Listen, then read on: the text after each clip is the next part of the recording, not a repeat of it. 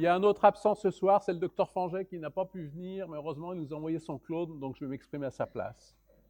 Un peu de plaisanterie pour aborder un thème qui est en fait très lourd, mais comme je suis dans une faculté d'éducation, vous savez peut-être qu'il y a beaucoup de travaux en neurosciences et en neuroéducation qui montrent que l'apprentissage se fait dans des émotions positives. Donc si je vous parle de manière très lourde, avec plein d'émotions négatives, des grands pervers narcissiques qui vont vous esquinter, vous risquez de ne pas écouter ce que je vais vous dire. Donc je vais essayer de mettre un petit peu d'humour, bien que ce ne soit pas ma qualité essentielle d'après mon entourage, mais bon. Et surtout, essayer de faire ce que j'essaye de faire depuis des années maintenant, c'est de transmettre un message clair de psychologie, puisque j'ai moi-même souffert d'écrits psychologiques absolument incompréhensibles pendant la grande majorité de mes études, ou alors d'écrits en psy qu'on voit maintenant se développer, là vous parliez d'influenceurs ou autres, ce qu'on appelle le développement personnel, avec des tas de livres qui nous expliquent ce que c'est que le bonheur. En gros, vous êtes tous des cons, moi je vais vous apprendre. Et qui ne sont pas écrits par des professionnels, et qui sont écrits par des gens qui, dans ce que j'appelle moi une manipulation, vont vous écrire ce que vous avez envie d'entendre en fait. Il faut déjà bien vous dire une chose, c'est que quand vous entendez un conférencier qui vous dit ce que vous avez envie d'entendre, il faut vous méfier que ce ne soit pas un manipulateur. Alors ce n'est pas obligatoire, parce que peut-être qu'il vous dit des choses vraies et que vous entendez et que vous percevez. Mais ce n'est pas parce que c'est vrai et que ça vous déclenche de la sympathie que la personne ne vous manipule pas. Moi, souvent, à mes jeunes étudiants, je leur dis, qui sont un peu baba, là, après ces conférences, je leur dis, mais si vous allez voir mes filles, elles vous diront peut-être que je suis un gros con comme père, quoi.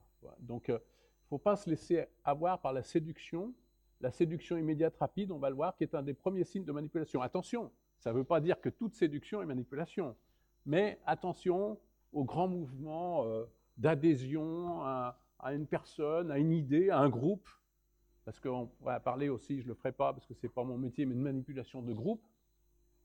Donc on va le voir tout à l'heure, la manipulation, c'est quelque chose comme ça, qui joue beaucoup avec l'émotion. Dans le début de la relation, on s'enflamme. Alors je ne sais pas comment je vais faire, est-ce que ça marche? Oui. En fait, j'ai vraiment recentré mon diaporama pour parler pratiquement que de manipulation. Je parle très peu d'affirmation de soi, mais je pourrais vous en parler dans le débat. Sachez simplement que l'affirmation de soi, c'est un mouvement qui est très peu connu en France, mais c'est un mouvement qui existe en thérapie depuis les années 70. C'est pas nouveau, donc c'est validé, c'est reconnu, c'est scientifiquement valable, quoi, voilà. Je voudrais vous décrire 4 types de comportements. Les comportements manipulateurs, dans ma première partie, je vais vous dire un mot du comportement manipulateur. Je vais vous décrire les 4 types de comportements et je vais vous donner un exemple illustratif pour que vous compreniez bien. Il faut savoir que vous pouvez poser des questions à la fin, mais si jamais il y a quelque chose qui n'est pas clair ou qui mérite que je m'arrête une seconde, vous pouvez m'arrêter. Ne confondez pas l'agressivité et la manipulation. Le manipulateur, il est séducteur. L'agressif, on le voit arriver, on va le voir. En fait, c'est un des 4 comportements, le manipulateur. C'est banal, le comportement manipulateur. Il ne faut pas croire qu'il y a une partie de la population étiquetée pervers narcissique, qui serait 0,5% de la population, et puis il y a 99,5% autres qui ne seraient pas manipulateurs. D'ailleurs, j'aimerais savoir, je vais tout de suite vous poser une question, mais à main levée, s'il vous plaît. Qui a été manipulé la semaine dernière, depuis 8 jours, à main levée, au moins une fois, dans un des domaines de sa vie? Bon, ceux qui ne lèvent pas la main, restez bien là, c'est que vous n'avez rien compris à la manipulation. Qui a été manipulé la semaine dernière au moins 10 fois? Bon, alors restez tous, parce que vous n'avez rien compris à la manipulation, parce que vous avez tous été manipulés plus de 10 fois la semaine dernière. Enfin, si vous avez des gens autour de vous. Maintenant, j'ai une autre question. Qui a manipulé quelqu'un d'autre au moins une fois la semaine dernière? J'adore l'honnêteté, mais vous pouvez tous lever la main. Ne serait-ce si vous avez des enfants, pour les faire dormir le soir, vous les manipulez, sinon ils ne dorment pas. La manipulation, ça peut être bon, hein. Noël arrive, j'espère que vous allez encore leur faire croire aux petits au Père Noël, mais vous les manipulez, vous leur mentez, le Père Noël n'existe pas. D'ailleurs, il y a certains enfants qui en veulent plus tard à leurs parents de leur avoir fait croire au Père Noël. Donc, il faut banaliser ce concept de manipulation sans banaliser du tout les violences relationnelles. On va voir que c'est 2 choses qui ne sont pas les mêmes, pas sur les mêmes niveaux. Donc le comportement manipulateur, c'est un comportement, ce n'est pas une personne. Ça déjà, c'est une première notion extrêmement importante. Et dans notre travail que j'ai fait avec une de mes collègues, Odile Darmon, à qui on a fait le livre, qui est comme moi psychiatre et psychothérapeute, on insiste bien d'emblée sur le fait que nous ne traitons pas les comportements agressifs, les comportements violents, la violence dans le couple, tout ça. Ce n'est pas notre sujet. Il faudrait faire un autre travail, c'est bien sûr important, mais il y a déjà des travaux qui ont été faits là-dessus, il y a déjà des livres. Nous, on traite du comportement manipulateur au quotidien et surtout, on s'est intéressé, parce qu'on a tous les deux plus de 30 ans de pratique de psychothérapie. Notre travail est destiné non pas à décrire les manipulateurs, ça aussi ça a été fait, mais surtout à aider les manipulés, à aider les personnes manipulées. Et on s'est centré sur les relations manipulatrices durables. C'est-à-dire qu'on ne s'est pas intéressé, moi je suis en train de me faire manipuler par un vendeur sur Internet là, qui me fait croire qu'il m'a livré un truc qu'il ne m'a pas livré. Bon, ça c'est pas intéressant. Ce qui nous intéresse, nous, en tant que psy, ce qui débarque dans nos cabinets, c'est des gens qui sont à leur 3e, à leur 4e échec de couple. Ils arrivent en me disant, ou elles arrivent en me disant, je suis tombé sur des pervers narcissiques. C'est des gens qui ont boulot, ont attendu 10 ans une promotion, on les a fait marner pour leur expliquer que finalement, le petit jeune va leur passer devant. C'est ça. Et là, ça entraîne quoi, ça? C'est là que ça va devenir moins rigolo, ma conférence. Ça entraîne des burn-out graves, des arrêts maladie qui peuvent aller à 6 mois, 12 mois. On a des patients qui sont arrêtés depuis 2 ans parce qu'ils n'ont pas pu faire face à des phénomènes de harcèlement et de manipulation. C'est un problème grave en termes de santé publique. Donc il faut le prendre au sérieux. Et qu'est-ce qui se passe? Et pourquoi ils en sont là? Pour 2 grandes raisons, pas plus. La première, c'est qu'ils n'ont pas dépisté le problème assez tôt. Donc on va beaucoup parler de ça. Il faut que vous appreniez à dépister la manipulation aussitôt, même si on n'est pas sûr, je vous le disais tout à l'heure. On peut suspecter, être vigilant par rapport à un comportement sans obligatoirement l'étiqueter manipulateur, mais en tout cas, rentrer dans une forme de vigilance pour ne pas le laisser s'installer. J'ai des tonnes d'exemples, mais j'en ai un qui me vient là. J'y pense parce que je suis quand même dans un pays de pinards. Moi, j'ai fait ma première année de médecine à Montpellier. Hein. C'était un retour aux sources, hein, je me souviens très bien. Mais je me suis installé à Lyon, qui est aussi un pays de pinards. Et une de mes premières patientes, c'était une viticultrice du Beaujolais. Elle avait 35 ans de mariage et assise sur le canapé avec son mari un soir en regardant une vidéo d'Isabelle Nazarga, qui est une consoeur qui travaille là-dessus. Elle a tout d'un coup fondu à l'intérieur d'elle-même. Au fur et à mesure que la psy décrivait le manipulateur, elle s'est dit « mais je suis avec un pervers narcissique depuis 35 ans ». Elle est arrivée à mon cabinet en me disant « je vous préviens, vous ne me verrez qu'une fois. Je n'ai pas d'argent, je n'ai jamais été déclarée comme viticultrice. Je n'ai pas de droit social, je n'ai pas de retraite. Donc de toute façon, il est hors de question de le quitter. Et il est même hors de question de revenir vous voir parce que je n'ai pas de compte en banque. Que là, je vais vous faire un chèque mais sur le compte joint, mais je suis sûr qu'il va le voir. » Non, elle était venue avec le chèque de je ne sais pas qui, de sa sœur, je ne sais pas qui. Voilà, il faut voir les situations dans lesquelles, d'isolement terrible, dans lesquelles les gens peuvent se retrouver. Parce qu'elle a fait le diagnostic au bout de 35 ans. La pauvre, jamais personne ne l'avait dit, ce n'est pas de sa faute. Si vous êtes manipulé ou si... Alors, surtout, ne culpabilisez pas, c'est jamais de votre faute. Simplement, vous n'avez pas dépisté le problème, vous avez inconsciemment laissé s'instaurer une relation, et le problème, c'est qu'on s'en rend compte parfois trop tard. Ça, c'est la première chose, c'est qu'on s'en rend compte trop tard. La deuxième chose, c'est que quand on s'en rend compte, on ne sait pas toujours y faire face. Alors certes, certains de mes collègues prônent la rupture systématique. Oui, mais facile. Sauf que quand c'est votre employeur, quand c'est un conjoint ou une conjointe avec qui vous avez 4 enfants, c'est pas si simple, parce que la rupture peut aussi poser des problèmes. Et on le voit bien d'ailleurs dans nos cabinets, des gens qui sont allés de rupture en rupture comme ça, quand ils sont au 3e ou 4e couple avec des fratries composées ou des employeurs où ça recommence, parce qu'ils retombent dans le piège. Et en fait, parfois, on a des patients qui nous disent, mais quand ils ont pris beaucoup de distance par rapport au traumatisme que représente le phénomène de harcèlement, dire, mais il n'y avait pas que du mauvais dans cette relation non plus. Ça, on entend souvent ça. En fait, c'est plus compliqué que ça.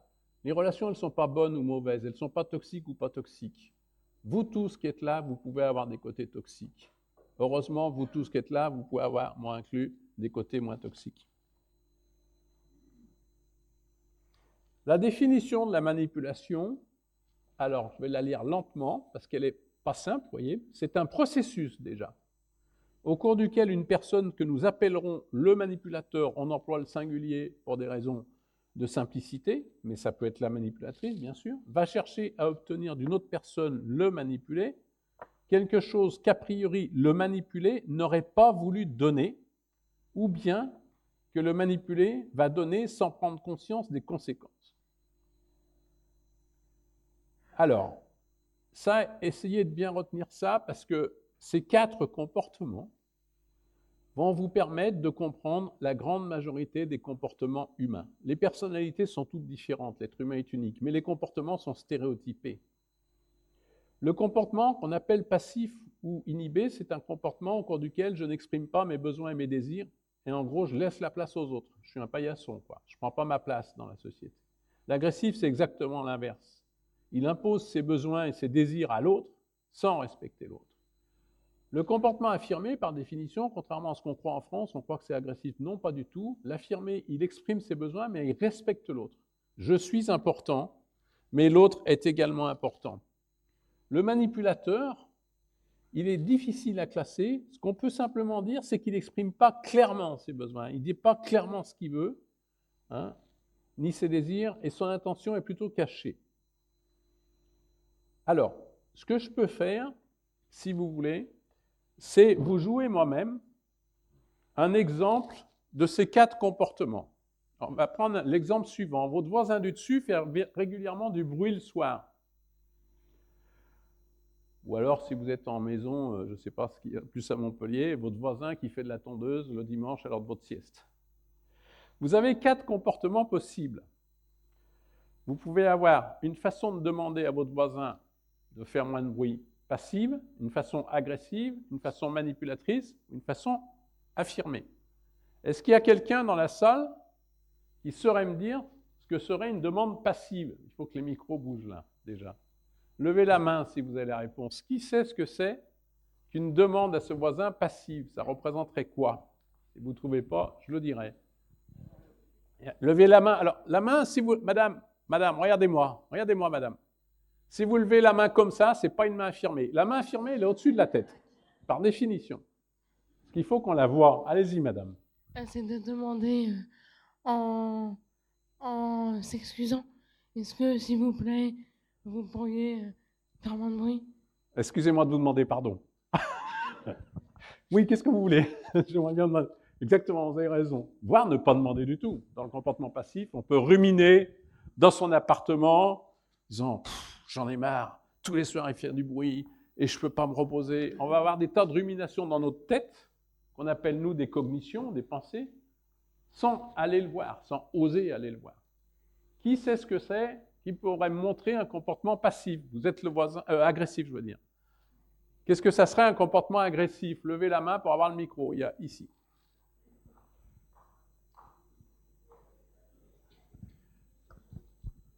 Bonsoir. C'est de dire, par exemple, vous n'avez pas bientôt fini, vous me saoulez, on insulte, quoi, direct. Ouais, mais il faut crier plus que ça, madame. C'est fini, ce bordel! Ouais, mais il y en a marre! J'en ai marre de ce potard tous les soirs qu'on se rentre! Je vais taper à sa porte ou je prends le balai et je tape sur le plafond. Du coup, je casse mon plafond. Parce que dans l'agressivité, souvent, on déborde un peu. C'est parfois sur nous que ça retombe. Le manipulateur. Bonjour mon cher voisin. Oh, quel beau gazon vous avez, mais c'est magnifique. Très bien. Vraiment, vraiment, j'adore votre jardin. Mais en fait, j'ai un petit problème avec le bruit, mais en fait, votre jardin est tellement beau. C'est toujours agréable d'avoir des grandes manipulatrices dans les conférences qui illustrent si bien le propos. Parfait et affirmé. Qu'est-ce qui serait une demande affirmée? C'est étonnant parce que je suis content de parler de ça dans une faculté d'éducation parce que croyez-moi, l'affirmation de soi, ça devrait être appris à tous les enfants et ça ne l'est pas. C'est bien le problème, c'est pour ça qu'ils se battent dans la cour de l'école parce qu'ils n'ont pas appris à faire des demandes respectueuses. Bonjour, cher voisin. La loi dit cela et vous ne respectez pas la loi. Oui, alors la référence à la loi, c'est pas hyper affirmé. Alors, c'est une affirmation de soi, je dirais, à l'américaine. En fait, l'affirmation de soi, ça vient des États-Unis et le premier bouquin d'affirmation de soi s'appelait « Your perfect right », vos droits. Mais nous, dans notre culture, s'affirmer, ce n'est pas uniquement exposer des droits, comme vous venez de le faire, c'est aussi simplement un désir. C'est-à-dire que même si on n'est pas dans son droit, on a le droit de demander quelque chose à quelqu'un de manière affirmée. Par exemple, vous avez le droit de demander une réduction dans un magasin. On n'est pas obligé de vous la donner. Vous voyez? Donc, je ne vais pas revenir sur tous les comportements parce qu'ils sont très bien faits. Je vous montre juste ce que j'avais fait comme demande manipulatrice. Ah, je voulais vous prévenir. J'ai entendu dans l'immeuble des gens qui se plaignent du bruit que vous faites le soir. Alors, je vous la montre parce que je vous mets entre parenthèses les mécanismes qu'il faut que vous appreniez. Hein, le manipulateur n'est jamais responsable. Jamais. Il va toujours se déresponsabiliser. Soit responsabiliser le manipulé ou la manipulée, soit se déresponsabiliser comme on voit ici. Bien sûr, cela ne me dérange pas du tout. Moi, j'adore la musique. Mensonge. C'est pas moi, en fait, j'ai les boules tous les soirs quand on met sa musique. Mais on n'est pas authentique quand on a un comportement manipulateur. On ne va pas dire les choses en face comme ça. Mais faites attention. Certains voisins, eux, ils ne sont pas contents, hein, j'ai entendu dire. C'est ce qu'on appelle la menace détournée. Au lieu de lui dire, j'en ai marre, écoutez, si vous ne pouvez pas baisser, voilà. Je préfère vous prévenir. Alors ça, c'est typique du manipulateur, il a le beau rôle. C'est lui qui rend service au voisin en le prévenant qu'il y en a d'autres qui pourraient se plaindre. Et dans la demande affirmée, c'est ce que j'avais décrit dans un de mes premiers bouquins que j'appelais la méthode Jeep, comme la voiture, mais avec 2 P. L'autre jour, à la conférence Maïf à Lorient, il y a un monsieur qui a levé la main, il m'a dit « À Jeep, il n'y a qu'un P, monsieur ». Je dis « Oui ». Mais ça veut dire, ça, ceux qui s'intéressent à l'affirmation de soi connaissent sûrement, mais vous pouvez le retenir, quand on fait une demande, on va commencer en « je ». Le « e », c'est l'empathie. Le deuxième « e », c'est les émotions. La recherche d'émotions de l'autre, on est précis. Ça donne, par exemple, toc, toc, toc, bonjour monsieur, je suis désolé de vous déranger, là, vous avez une point impromptu, je suis votre voisin du dessous. Je voulais vous dire que le volume de votre musique me dérange et vous demander si vous auriez l'aimabilité de l'écouter un peu moins fort le soir. Ça serait très agréable, en tout cas, pour moi, pour quand je rentre du travail. Vous voyez, c'est-à-dire qu'à la fois, il y a le droit du voisin d'écouter de la musique, mais il y a mon droit aussi d'être au repos, et on essaye toujours de chercher la conciliation, la négociation, quoi. C'est l'art de la négociation et des intérêts mutuels. Bon, on en vient à la manipulation maintenant, surtout que l'heure avance. Pour reconnaître les comportements manipulateurs dès le début, il y a un truc essentiel, qu'est-ce qu'on a appelé les messages collés masqués. Je vais vous montrer une vidéo. Et il y a un autre truc essentiel, mais ceux qui se sont intéressés à ce thème l'ont sûrement déjà entendu dire, c'est qu'on se retrouve très vite engagé par la demande de l'autre. Alors ça a été décrit très longuement, la psychologie de la soumission, le pied dans la porte, voire il y en a qui parlent d'emprise très rapide, enfin c'est tout un peu les mêmes phénomènes. Au début, vous allez voir, avec la vidéo que je vais vous passer dans 2 minutes, qu'on peut détecter ces choses-là. Il y a au moins 2 acteurs. La question que je voudrais vous poser d'ailleurs, qui est écrite là-dessus, à votre avis, dans un système entre un manipulateur et un manipulé, qui dépend de l'autre? Est-ce que le manipulé dépend du manipulateur ou le manipulateur dépend du manipulé? Vous répondez quoi? Ah ouais, on se croira en Suisse. Les deux. Ah, mouillez-vous un peu. Qui dépend le plus de l'autre? Oui, le manipulateur, c'est un parasite. Le manipulé dépend du manipulateur parce qu'il est sous son emprise. Donc le manipulé dépend du manipulateur, mais le manipulateur a besoin, c'est un parasite, il a besoin du manipulé pour survivre. D'ailleurs, quand dans une relation, par exemple amoureuse, on a des patientes qui arrivent à s'éloigner du manipulateur, enfin quand elles s'affirment et que le manipulateur ne les respecte toujours pas, elles vont amener le manipulateur à s'éloigner. Et souvent, si lui n'est pas prêt à changer, il ira manipuler quelqu'un d'autre parce qu'il a besoin de manipuler pour survivre, en fait. Alors, ceux-là, c'est ceux qu'il faut éviter. Il faut rester avec ceux qui changent pour nous quand on s'affirme. Il faut éviter ceux qui, quand on s'est affirmé de manière répétitive, 3, 4, 5 fois, continuent à nous manipuler. Donc, l'idée, c'est que si on comprend bien déjà que le manipulateur dépend de nous quand on est manipulé, ça nous donne un pouvoir. Ça veut dire qu'on ne va pas uniquement subir la relation, mais on reprend les rênes. Et ça, c'est très important. Parce qu'en fait, moi, j'avais commencé dans les années 80 par des femmes dominées par les couples. On parlait moins de manipulation à l'époque, simplement des rapports de domination. Les droits, en plus, des hommes et des femmes étaient encore plus différents que maintenant. Et donc, elles venaient me voir pour avoir certains droits, quoi. Voilà. Maintenant, c'est plus compliqué parce que le manipulateur va vous faire croire qu'il vous donne des droits. Mais en fait, il faudra vérifier. Alors, là, ça, c'est une diapo importante. Il n'y en a pas beaucoup de diapos importantes, mais celle-là, c'est le scénario stéréotypé que nous avons décrit avec le docteur Darbon, qu'on a appelé APARI, A-P-A-R-I, qui est comment se passe ce film d'une relation manipulatrice du début à la fin. Et ce qui nous a frappé, alors je dis 30 ans, mais c'est surtout depuis 15 ans qu'on voit ces problèmes-là. Avant, nous-mêmes, on ne les voyait pas. Ce n'est pas des choses dont on parlait tant que ça, 15 maintenant.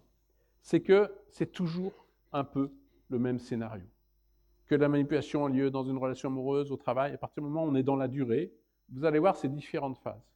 Et pourquoi cette diapo est importante? Parce que si vous comprenez bien ces différentes phases, du coup, vous dépisterez la manipulation plus tôt. Et d'autre part, parce que notre travail a consisté essentiellement à fournir à nos lecteurs et à ceux qui nous entendent des techniques d'affirmation de soi efficaces à chacune de ces étapes. Ça va être ça toute la suite de la conférence. J'ai tout dit là. On va reprendre ça tranquillement en détail. La première étape, c'est l'accroche. Dans la manipulation, il y a toujours une promesse. C'est typique dans les relations commerciales. On vous promet toujours un prix. Avant de savoir ce que vous allez acheter, on vous promet quelque chose. Une réduction, un prix pas cher, un outil, un produit merveilleux, etc. Par exemple, si on prend l'exemple là de la relation amoureuse, dès la première rencontre, je vous l'ai dit tout à l'heure, ça va être merveilleux, je te comprends très bien, nous avons les mêmes valeurs, il y a 2 heures que vous vous connaissez. Hein. Bon. Ne t'inquiète pas, je serai là pour te protéger, ensemble nous aurons une très belle vie, enfin c'est la promesse de la belle vie. Malheureusement, comme ça joue sur la corde sensible de l'émotion, vous savez que notre cerveau émotionnel, on ne le contrôle pas complètement quand même, il faut faire un effort important de notre cerveau cortical pour contrôler le cerveau émotionnel, on peut se faire avoir. Et puis, comme je le disais tout à l'heure, c'est parfois aussi le début d'une belle relation, ça. Bon. Donc, comment faire pour faire la différence? Donc, dans les comportements, il y a beaucoup de cadeaux, il y a beaucoup de temps donné à l'autre. Tout d'un coup, la personne devient disponible entièrement pour nous, c'est quasi une fusion. Il y a beaucoup de compliments, que des choses agréables. Les premiers cadeaux, ce qui doit attirer votre attention, d'abord, ils arrivent très vite dans la relation. Vous connaissez à peine la personne, vous êtes déjà inondé de cadeaux. En plus, ces cadeaux ne sont pas demandés par le manipulé. C'est le manipulateur qui va décider de faire des cadeaux. La plupart du temps, d'ailleurs, il ne sera pas tellement intéressé à qu'est-ce qui vous plaît ou qui vous intéresse. Il fera des cadeaux qui feront de l'effet, qui coûtent de l'argent, mais sans savoir si vraiment ça vous fait plaisir, parce qu'en fait, il ne connaît pas encore vos goûts. Donc, les cadeaux ne sont pas spécifiques. Donc, vous voyez, déjà, entre une relation amoureuse saine qui démarre et une relation manipulatrice, la relation amoureuse saine, il ou elle va prendre le temps de vous connaître, d'être attentif, de savoir ce que vous aimez. Vous voyez, peut-être aussi un peu de donner de temps à la relation pour voir si vraiment on est fait pour aller ensemble, se revoir, voilà ça. Donc attention, au début trop merveilleux, trop vite. Alors, encore une fois, on ne généralise pas. Toute relation, un coup de foot, ça peut donner un couple merveilleux pendant 40 ans, on est bien d'accord. Mais c'est un premier petit item. Vous allez voir, comme ça, on va vous donner une série de petits cailloux comme ça, qui vont les uns sur les autres vous amener progressivement à l'idée, tiens, je suis peut-être en train d'entrer dans une relation manipulatrice. Il n'y a pas un item absolu. C'est pas, hop, c'est un pervers narcissique. C'est plus compliqué que ça. Mais, alors, on vous dit de ne pas tomber dans la méfiance et on vous a mis sur cette diapo le mot vigilance. C'est-à-dire une sentinelle, vous savez, du fort. On surveille, on fait attention, mais on ne va pas non plus tomber dans le pôle de la paranoïa où sont tous des salauds et des manipulateurs, ou dans le rôle de la naïveté, dans l'autre pôle extrême, la naïveté, c'est que tout le monde est gentil, tout le monde il est bon, et il n'y a pas de souci. C'est entre les deux. Il faut regarder ce que les gens font, ce qu'ils disent, est-ce qu'il y a une cohérence entre ce qu'ils disent et ce qu'ils font, des choses comme ça. Le deuxième temps, c'est la promesse non tenue. A, pari, hein, le P. Là, à partir de ce moment-là, c'est un moment décisif. Alors, il s'est passé quelques mois hein, dans une relation amoureuse. C'est un peu moins beau qu'au début. Les fameuses promesses ne sont pas toutes tenues. Si la manipulation n'a pas été repérée au premier stade d'avant, on rentre alors dans le scénario, plus ou moins consciemment d'ailleurs, la plupart du temps inconsciemment, dans le scénario de la manipulation. Le beau rôle, toujours, parce que évidemment, il vous avait dit que vous étiez la femme de sa vie, mais que quelques semaines après, vous aviez appris qu'il était marié, avec des enfants en bas âge. Et puis là, mais il vous avait dit, je divorcerai pour toi. De toute façon, tu es vraiment la femme de ma vie, je vais divorcer pour toi. Le problème, c'est que quelques mois après, finalement, il va vous expliquer que c'est compliqué le divorce, contrairement à ce annoncé, parce qu'il faut que je prenne soin de ma première femme, comprends ? Elle est fragile, elle est fragile. Ils ont toujours des premières femmes fragiles. Sinon, mais j'aimerais bien divorcer, mais tu comprends, il faut que je m'occupe d'elle. Votre patron, vous savez, celui qui vous fait marner, là, depuis 5 ans, parce que vous a dit, le week-end, vous emmenez les dossiers chez vous le soir. Finalement, je suis embêté. Il y a la direction, elle ne nous donne pas les crédits pour le poste que j'avais prévu pour toi. Vous voyez, la tonalité de la relation change. On passe d'une relation où tout est beau, tout est gentil, où finalement, tiens, on commence à voir les dessous de l'affaire, j'allais dire, ou l'envers du miroir.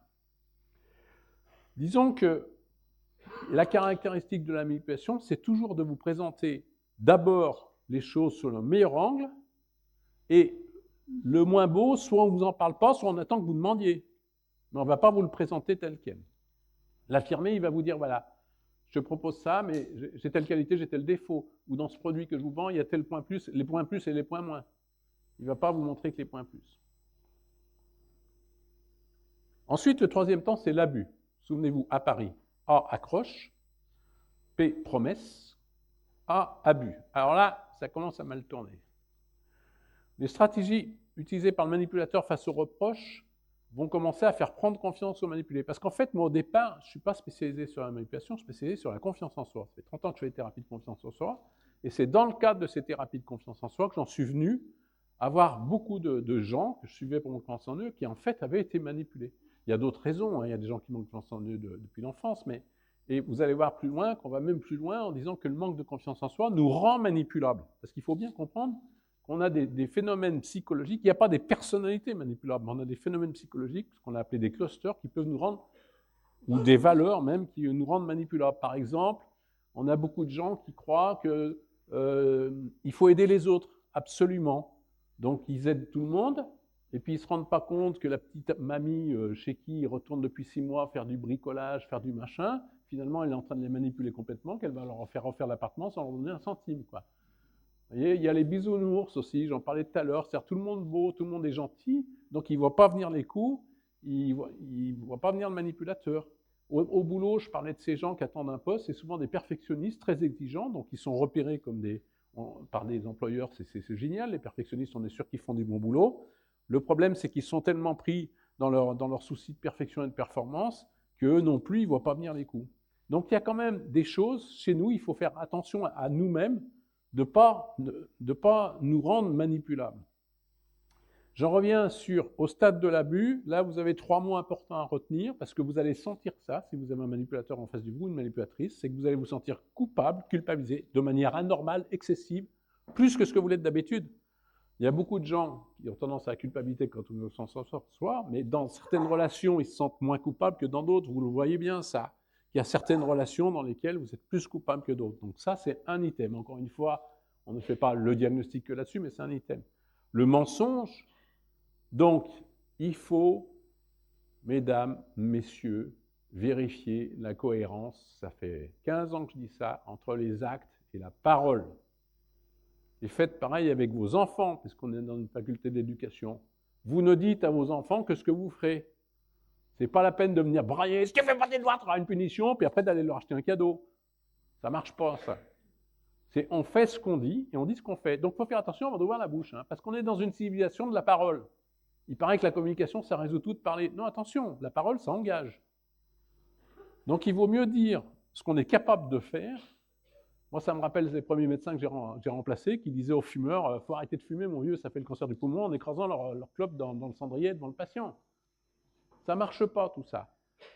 Chez le manipulateur, il n'y a pas beaucoup de cohérence entre ce qui a été dit, qui est magnifique, et ce qui est fait, qui est très peu. Parce que quand il est arrivé, évidemment, après cette soirée, mesdames, il vous a convaincu qu'il n'avait pas de logement temporairement, donc il fallait que vous le logiez, parce qu'il venait d'être au chômage, et puis c'est un artiste. Vous savez, c'est un milieu dans lequel il n'y a pas beaucoup de boulot. Alors, il est comment on appelle ça, en contrat temporaire, mais c'est rien, il n'y a pas de souci, tu me dépannes une nuit ou deux, et puis 6 mois après, il est toujours là. Et puis c'est l'ANA qui paye le loyer. Moi, j'en ai même une l'autre jour, j'étais fou. Je dis, mais elle me dit, il loge chez moi depuis 2 ans, et il s'est renseigné, il y a quelqu'un qui lui a dit, je ne sais pas si c'est aux impôts ou autre, qu'à partir du moment où il était là depuis 2 ans, il avait un espèce de droit de propriété sur l'appartement de la nana. En tout cas, Parce qu'il a fini par partager certaines choses et il a payé, je crois, l'impôt foncier.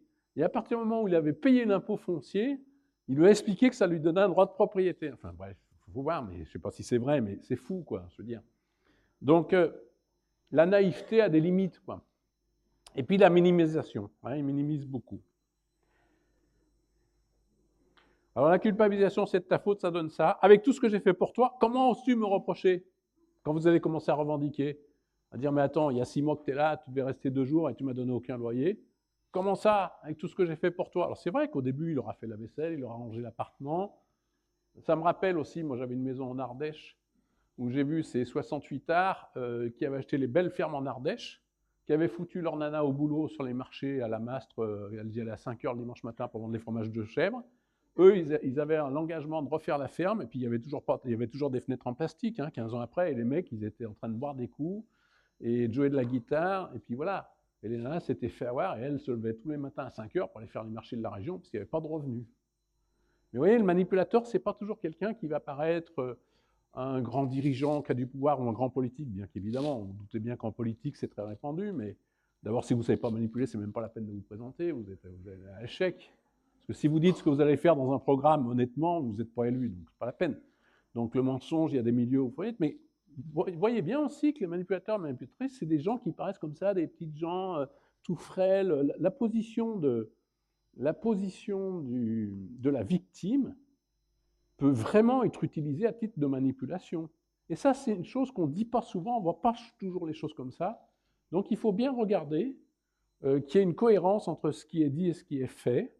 Et voilà, alors, quand le manipulé va commencer à se rebeller, se mettre en colère, « Ah ben, tu ne sais pas te contenir, regarde, va voir un psy, c'est toi qui es malade. Vous allez vous faire taxer de malade. » Bon. Mensonge, c'est pas vrai, c'est pas moi. Alors, ça c'est fou, ils ont une capacité à nier la réalité, mais qui est impressionnante, en mentant ouvertement.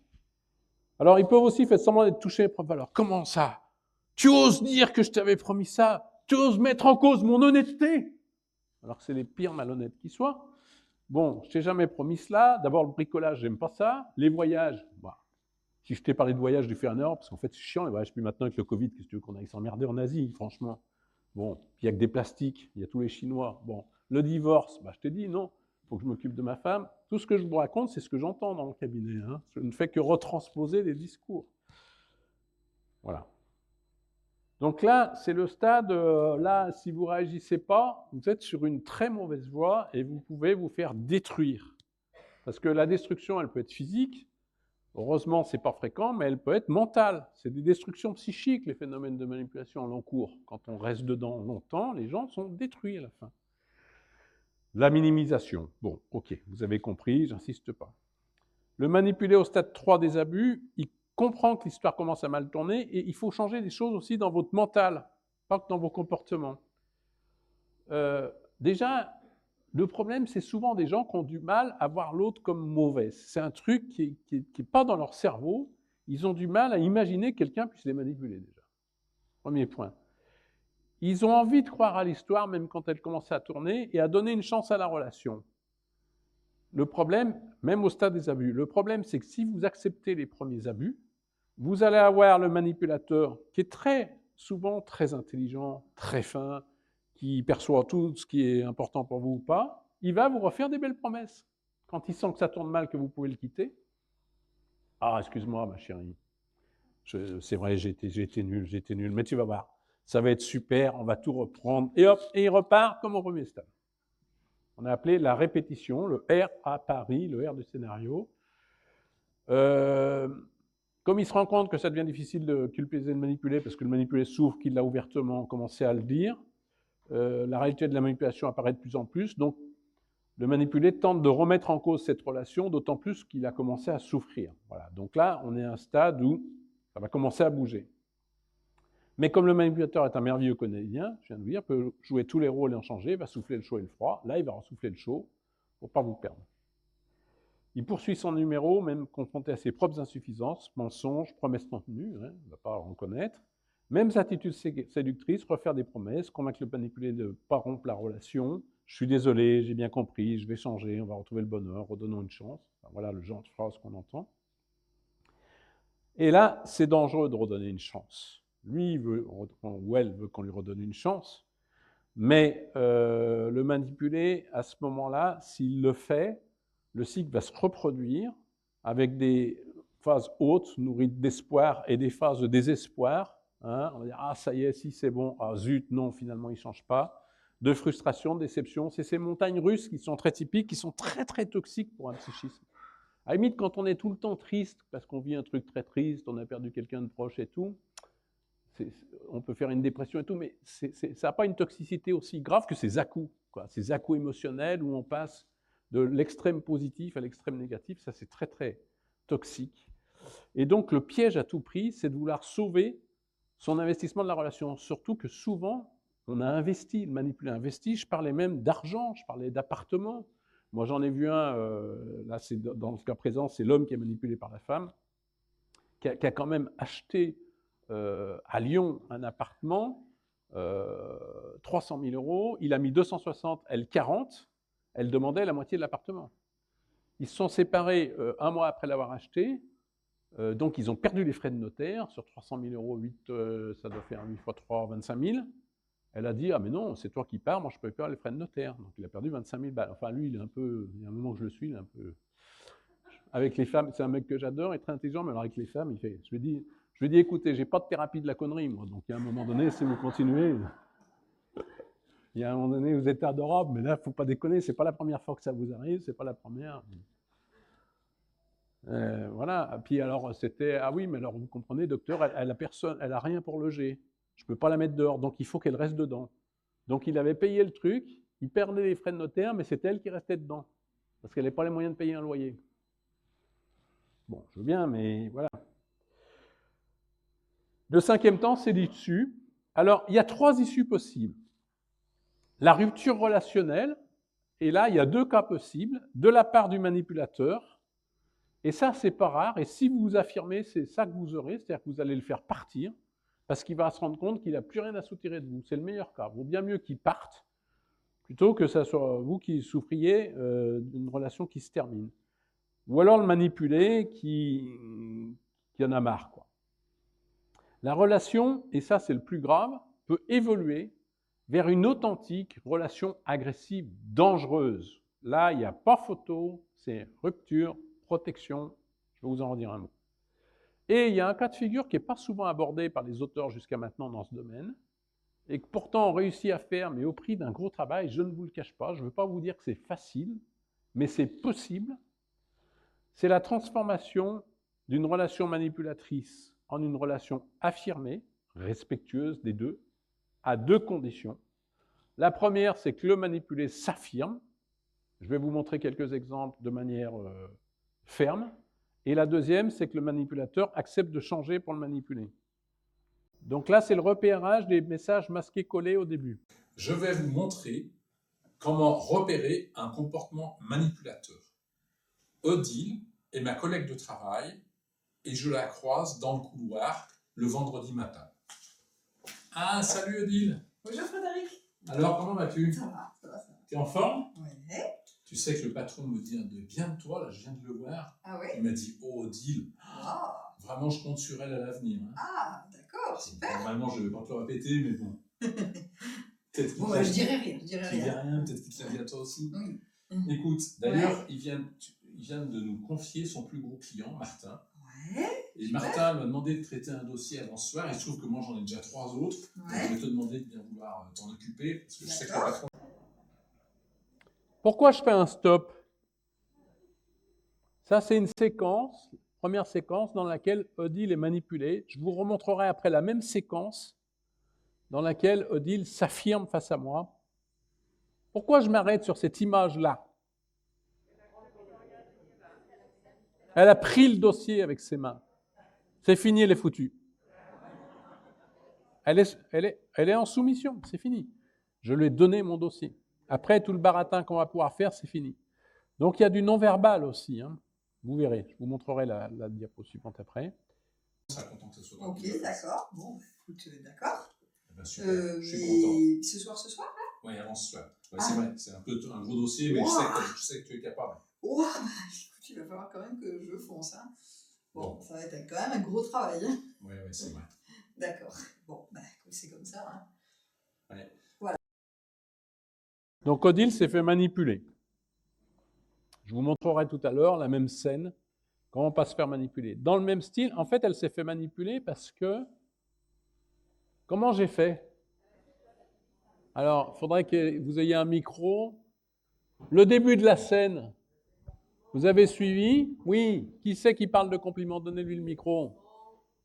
Vous, allez. Il lui fait des compliments, voilà. Il l'a mis dans sa poche, puis après, elle ne peut plus refuser. Je suis arrivé avec « Ah, tu sais, le patron m'a dit tellement bien de toi et tout ». Donc, vous avez deux messages comme ça, collés, ce qu'on appelle les messages masqués collés. Le premier, c'est le compliment. Vous mettez le compliment en avant. Donc, l'autre, il est content, il vous écoute. D'ailleurs, tu es tellement compétente, tu es tellement vieux dans la société que du coup, je vais te filer mon dossier. Il est dessous le dossier à filer. Donc, vous avez un message positif avec lequel vous accrochez la relation et la vraie demande, le message négatif, il est dessous, c'est des dossiers à traiter avant vendredi. Évidemment, parce qu'il y a quelqu'un qui est capable. Donc, ces deux messages, ils sont collés et le message négatif n'est pas apparent. On vous présente toujours le message positif. On voit beaucoup ça avec certaines ventes dans le domaine commercial, par exemple. D'accord?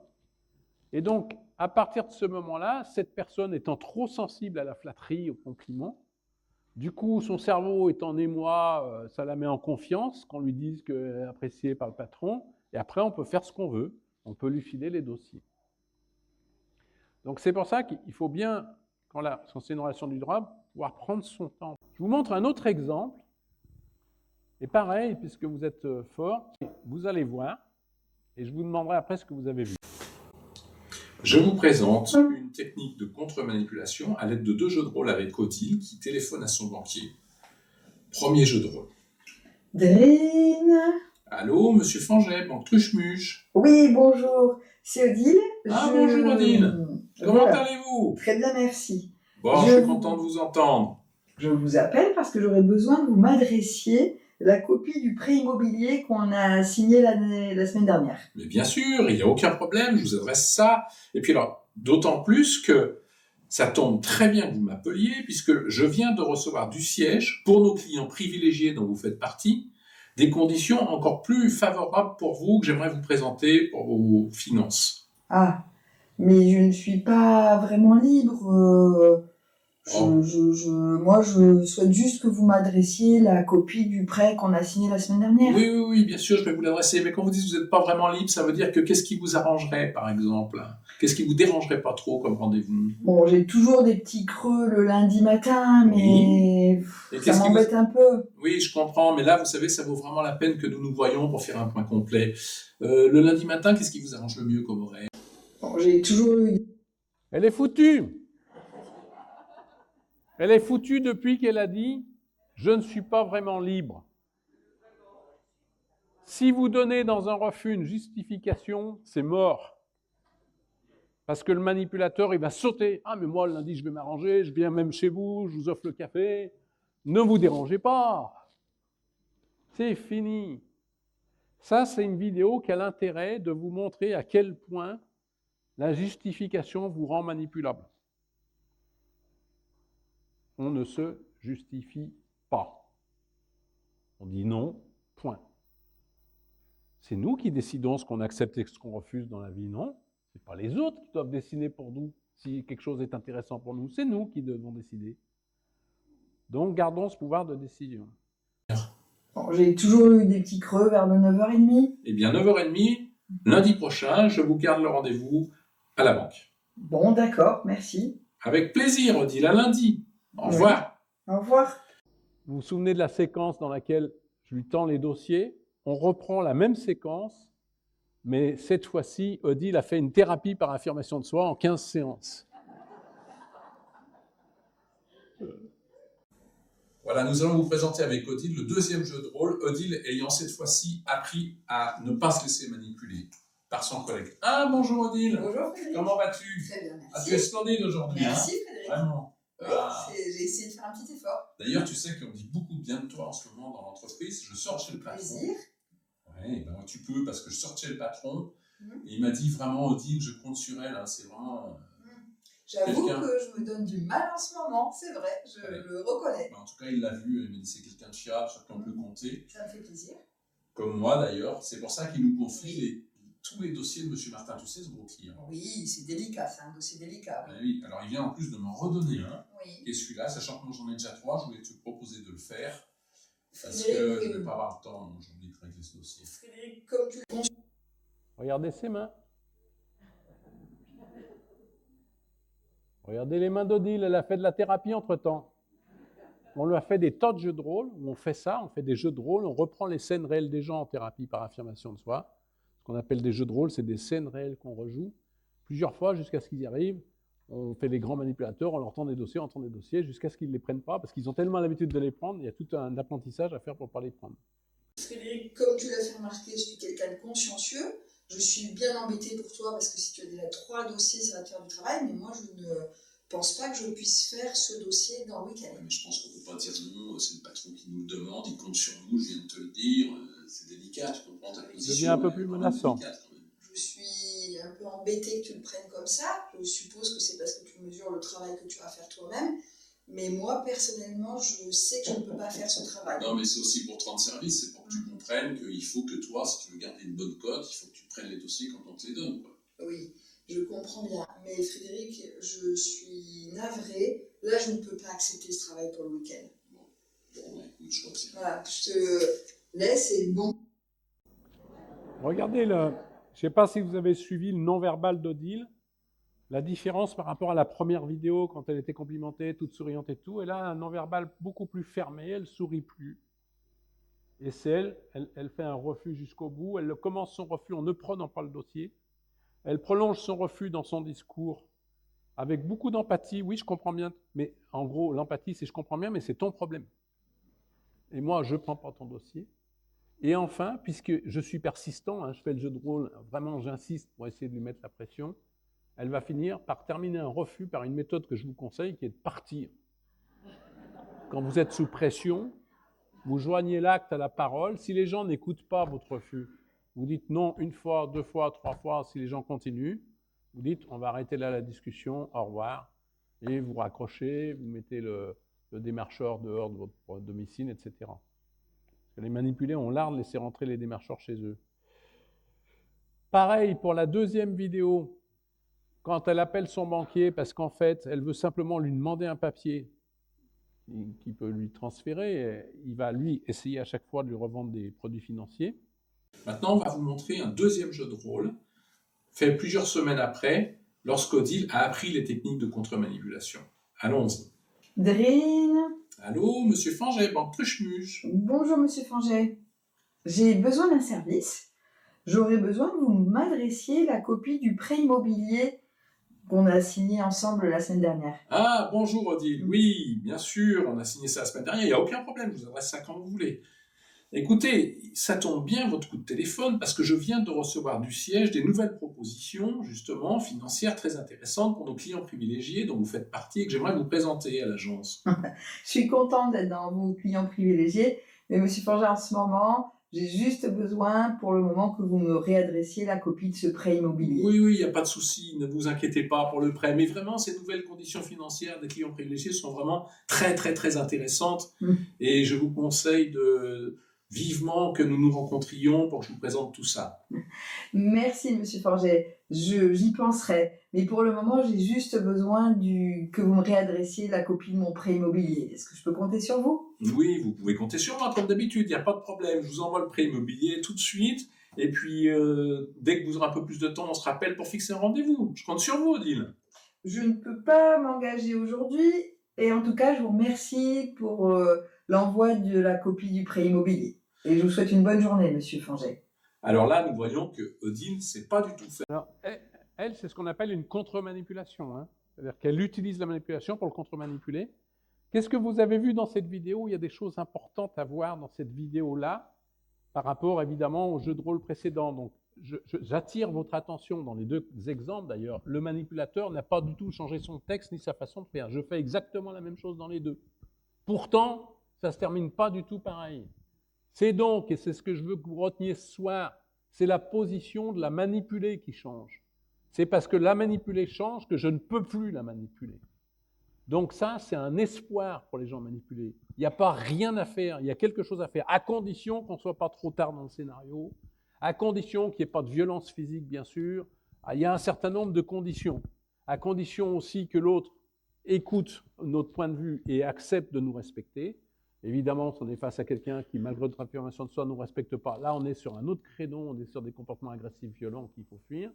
Mais il y a beaucoup de cas qui vont pouvoir se passer comme ça. J'aimerais au moins que 2 ou 3 d'entre vous me disent ce qu'ils ont vu dans cette vidéo chez Odile de différent par rapport à celle d'avant. Qu'est-ce que vous... Oui, bonjour. allez-y. Allez-y. Bonjour. Bonjour. Oui, donc là, on a bien vu, on va dire, l'acceptation et le refus d'Odile lorsqu'elle est au téléphone avec son banquier. Mais comment, en fait, contrer, on va dire, le banquier ou voire même certains commerciaux lorsqu'ils utilisent la technique des questions fermées avec uniquement oui, non, oui, non, oui, non. Et bien souvent, en fait, à la fin, pour être sûr qu'ils ont bien repéré quels étaient vos besoins ou autres, généralement, ils disent « qu'est-ce que je pourrais faire pour que l'on puisse se voir ?» Enfin, là, dans l'occurrence, dans cette vidéo. Vous êtes la commerçante, je vais vous répondre. Madame, ça me gêne que vous insistiez, ça fait 3 fois que je vous dis non. D'accord. Eh ben, c'est très attendez, bien. Je vous remercie de votre réponse. Quittez pas mon regard.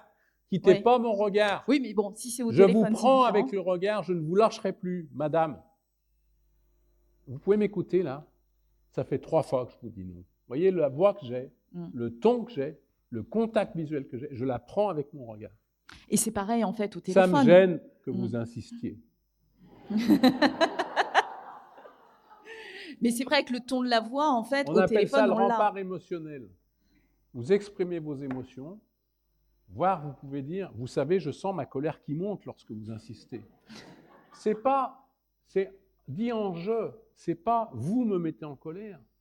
C'est pas vous êtes une abominable manipulatrice, c'est je parle de moi, donc j'ai le droit de tout dire sur moi. Mais vous savez, ça me donne envie de casser tout quand vous me parlez comme ça. De ne pas être respecté à ce point-là, vous ne pouvez pas savoir, vous touchez une des valeurs fondamentales qui m'appartient à moi. J'adore qu'on tienne compte de mon point de vue. Or, ça fait 3 fois que je vous dis non, et vous persistez malgré mes refus. Alors, je vais vous annoncer une mauvaise nouvelle. C'est que contrairement à ce que vous croyez, vous ne pourrez rien faire pour moi. Au revoir, madame. Et je me tourne et je m'en vais. Parce que quand c'est trop, si vous voulez, on ne va pas répondre comme ça tout de suite, mais il y a un moment donné, ça, vous voyez à quel point on est capable de se protéger avec des techniques de refus. Il ne faut pas hésiter à aller au bout des choses. Ça répond à votre question? Oui, ça répond à ma question. Et puis en fait, même au téléphone, le ton peut dire, on va dire, un ton sec marque bien cette différence. Bon, après, je vais vous donner des petits trucs parce que vous n'allez pas tous vous affirmer parce que vous êtes venus là 1 heure. Nous, les thérapies d'affirmation de soi, c'est 30, 40, 50 heures. Donc, le double appel au téléphone. Ah, désolé, je suis vraiment intéressé par ce que vous me dites, mais j'ai un double appel, je dois raccrocher. Après, moi, j'ai pas mal de patients, quand ils débutent, qui ne sont pas du tout affirmés, je leur dis, vous ne répondez pas, vous laissez faire les messages sur le répondeur, vous écoutez le message après. Vous voyez, il y a des tas de choses comme ça pour se protéger, parce que c'est ce que je vous joue, moi, il y a 30 ans que je fais ça. Il y a 30 ans, quand j'ai fait ma première année à Montpellier, j'étais incapable de dire non comme ça. J'ai appris. Donc, vous n'allez pas tout de suite savoir non, mais il faut être sur la voie, il faut y aller, il faut vous donner des petits trucs. N'hésitez pas à faire des petits mensonges de temps en temps si vous n'y arrivez pas, c'est pas grave. Ce qui compte, c'est de vous protéger. N'oubliez pas, enfin, je ne vais pas dire n'oubliez pas, je ne l'ai pas encore dit. La priorité de l'affirmation de soi, c'est de me protéger. C'est une technique de protection. Vous voyez à quel point c'est puissant. Pourtant, on n'a que le verbe et le non-verbal. Il n'y a pas besoin d'un bouclier ou d'un... Si, c'est un vrai, comment on appelle ça, les habits de défense. C'est un vrai gilet pare-balles, en fait, l'affirmation de soi. Il y avait d'autres interventions. Moi, j'ai presque, je crois, dit tout ce que je voulais dire. Je vais juste voir, je me souviens plus si je vous ai passé les diapos sur l'issue tout à l'heure avec mes mélanges techniques. Non, on ne les a pas passés, celles-là. Ça, c'est intéressant quand même. Vous savez, quand ça... Celle-là, je vous l'ai passée ou pas? Non, je ne les ai pas passées. Alors ça, c'est des diapos qui concernent le... J'entends pas. Ah, il y a une intervention. Allez-y. Ah bah oui, mais complètement à droite, j'étais tourné à bord. Désolé. Moi, je voulais vous demander je me vois bien avoir un comportement affirmé face à d'égal à égal. Enfin, un vendeur pour moi ou un banquier, on est d'égal à égal. Par contre, quand il y a une autorité, un chef par exemple, qui refile le dossier, je vois très bien le collègue qui dit, bon, Oui. bah, écoute, je vais en parler au chef, on verra Oui. ce qu'il va dire. Hein. Oui, oui, oui, tout à fait. Et là, je sèche. Ah non, non, mais c'est les mêmes techniques, simplement, c'est plus difficile de s'affirmer dans un contexte d'autorité que dans un contexte normal comme ça, bien sûr. Hein, mais c'est les mêmes techniques à la base, c'est la même chose. Simplement, il va falloir être beaucoup plus efficace en affirmation de soi. Il y a un truc que je n'ai pas dit, qui est important, c'est qu'il faut changer aussi nos conceptions mentales des choses et pas se sentir, quand on est dans une position, évidemment, le mec qui tient un revolver en face, moi, vous savez, si je sors de mon cabinet, que j'ai 3 loupards qui veulent me casser la gueule et qui me demandent mon portefeuille, je leur donne mon portefeuille. Hein. Je ne vais pas m'affirmer en disant « Messieurs, je comprends votre désir de me voler mon portefeuille, mais comprenez mon désir de le garder. » Parce que j'aurai un comportement affirmé, mais dans ce cas-là, il ne sera pas adapté, je me retrouverai à l'hôpital. Donc le comportement adapté, dans ce cas-là, c'est d'être passif et de donner le portefeuille. Donc il y a des situations de vie dans lesquelles il ne faut pas être affirmé. Mais l'idée quand même, là, on parle de relations qui durent des mois ou des années. Si vous restez soumise parce que c'est un supérieur pendant des mois ou des années, c'est vous qui allez payer la facture de toute façon et ce n'est pas une bonne solution. Alors qu'on se soumette à certaines choses. Mais après, il y a moyen de faire savoir qu'on se soumet aussi. C'est-à-dire, j'accepte parce que vous me l'imposez.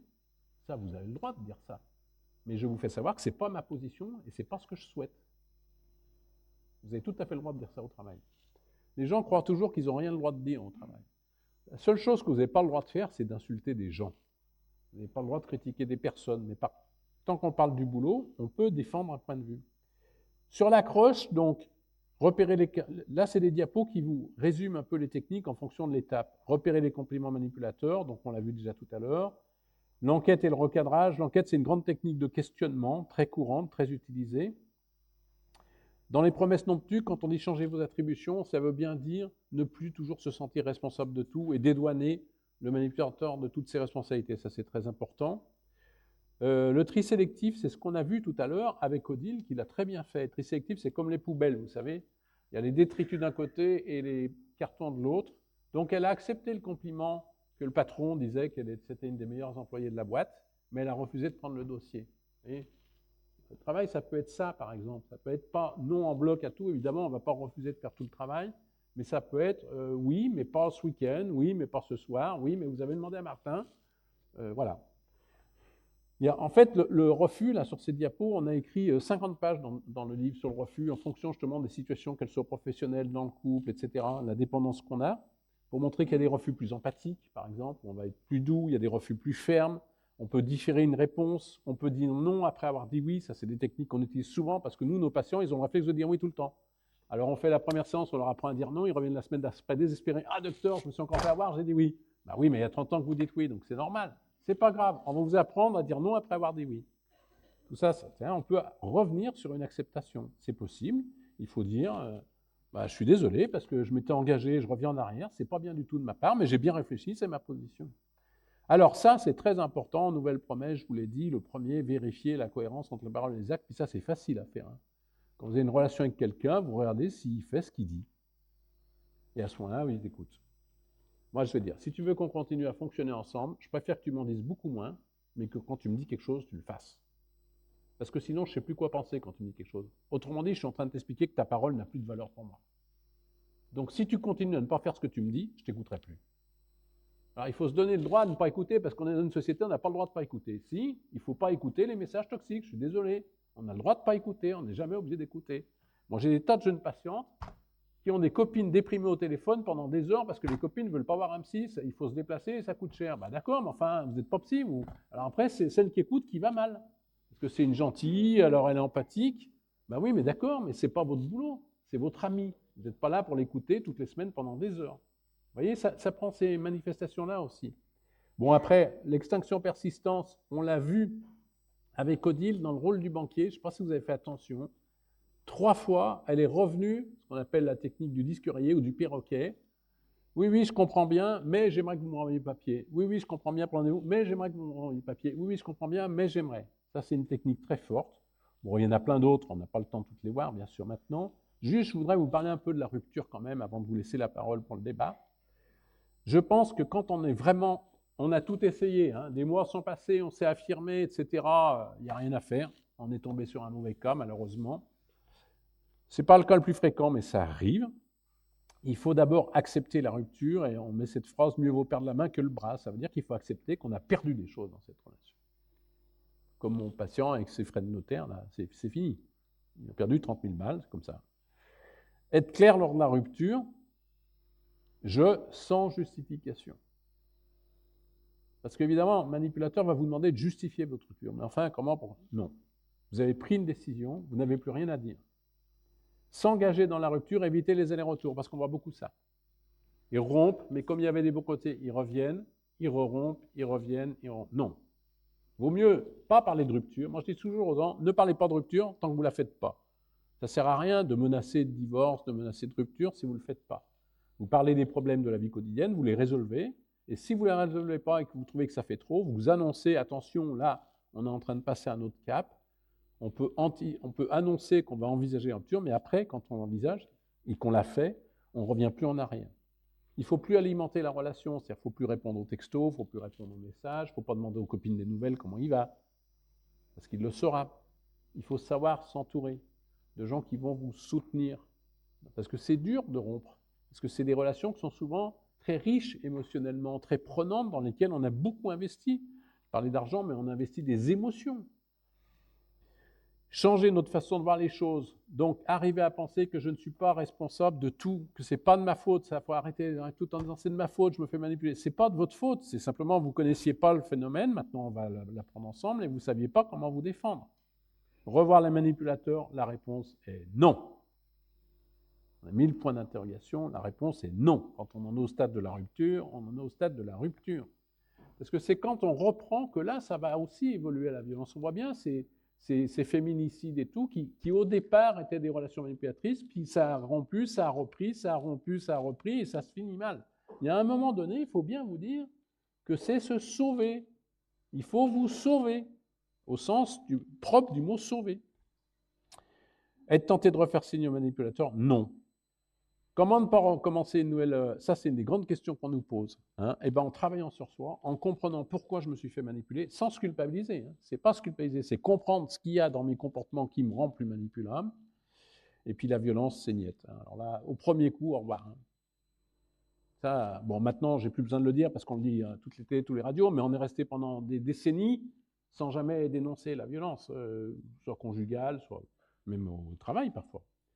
Donc la conclusion de cette conf, c'est qu'on est tous manipulateurs et tous manipulés, dans une certaine proportion, que c'est un comportement, qui est un scénario relationnel stéréotypé qu'on appelle l'appari, qu'il faut bien savoir dépister le plus tôt possible, évidemment dès le niveau du A, du premier A, ou des promesses, à la rigueur du deuxième A au début des abus, après ça va devenir compliqué. L'affirmation de soi permet de se défendre face à la manipulation et de protéger sa santé psychique. L'affirmation de soi permet aussi de manipuler, de reprendre les rênes de la relation. Donc pour vous manipuler et faire de la clientèle, je vous donne mes réseaux sociaux et évidemment les titres de mon livre. Quand même. Faux, hein? Oh. Allez, à vous la parole. Bonsoir. Bonsoir. On a parlé du profil des manipulateurs. J'aurais aimé savoir si dans les manipulés, il y avait quelque chose dans leur vie, dans leur histoire personnelle, qui fait que ce sont des manipulés parfois récurrents. Oui, enfin, en tout cas, ils ont pu vivre des choses, ou en tout cas, ils n'ont pas appris l'affirmation de soi souvent. Ce qui a pu se passer dans leur vie, bien sûr, de toute façon, en psychothérapie, on est toujours lifetime, c'est-à-dire qu'on n'étudie jamais un problème à l'instant T, on va toujours étudier l'ensemble de la vie des gens. Ce que j'ai l'habitude de dire, c'est que sur 100 manipulés qu'on va suivre, vous avez vu, au niveau du scénario, c'est toujours la même chose. Le diagnostic, on va le faire en quelques minutes. Mais ce qu'il y a de bien dans notre métier, c'est que les 100 manipulés, c'est 100 personnes différentes. Donc effectivement, ils vont avoir 100 histoires de vie différentes. Donc je ne peux pas vous dire pour les 100 cas, mais en tout cas, c'est sûr que nous, notre démarche, et j'invite les gens à le faire, c'est de faire une démarche de retour en arrière aussi sur ce qui a pu les mettre dans cette position-là. Et nous, ce qu'on pense, c'est, nous, on est contre les masochismes, tout ça, on n'est pas du tout partisans de ces méthodes-là, les comportementalistes. On pense que c'est parce que les gens, soit ils ont fait des faux apprentissages, soit ils n'ont pas appris certaines choses. On retrouve beaucoup chez les manipulés, puisque je sais qu'il y a pas mal d'enseignants, dans une phase d'éducation, des traumatisés, ce que j'appelle des traumatismes de cours d'école. Des enfants harcelés, des enfants qui ne savaient pas se défendre. On retrouve beaucoup ça. Donc vous avez des enfants qui ne savaient pas se défendre et qui, devenus adultes, auront beaucoup de peine à se défendre, soit face à l'agressivité, soit face à la manipulation. Donc oui, votre question, bien sûr, est importante. Il faut rechercher en soi des éléments, mais sans se mettre d'étiquette à soi-même. Il faut juste voir, dans ma vie à moi, est-ce que, par exemple, j'avais un père très autoritaire qui m'a empêché de m'affirmer?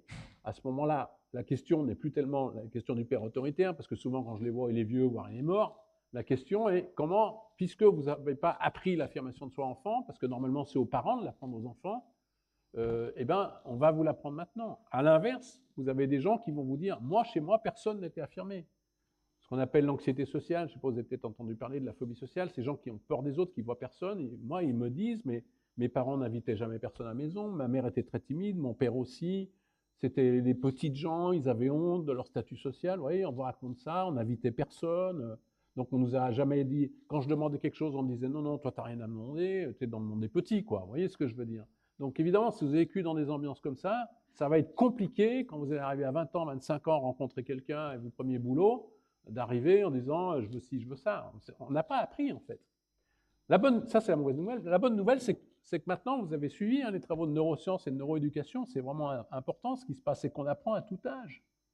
On apprend à tout âge, surtout si on apprend avec des émotions positives. J'y reviens. C'est-à-dire que plutôt que de rester sur une fatalité, j'ai une enfance sordide, des parents toxiques, et je vais faire 15 ans de psychanalyse, et de toute façon, je ne vais pas m'en remettre. À un moment donné, je leur dis, attendez, oui, tout ça est vrai, j'en doute pas. Le problème, c'est qu'est-ce qu'on peut faire maintenant pour être mieux dans 2 mois, quoi.